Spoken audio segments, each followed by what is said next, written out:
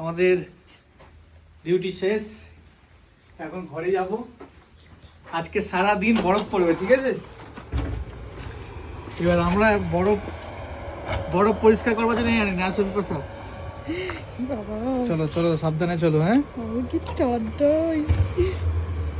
বাপরে বাপ, বাবা বড় তো বরফ পরিষ্কার করার এ নিয়ে আসিনি, কতটা বরফ হয়ে গেছে দেখুন বন্ধুরা।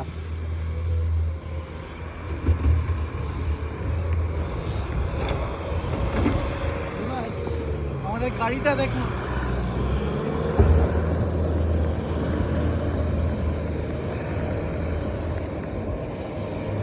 আমাদের গাড়িটাকে পরিষ্কার করবার জন্য কিছু নিয়ে আসা হয়নি, তার জন্য এইটা দিয়ে পরিষ্কার করবো।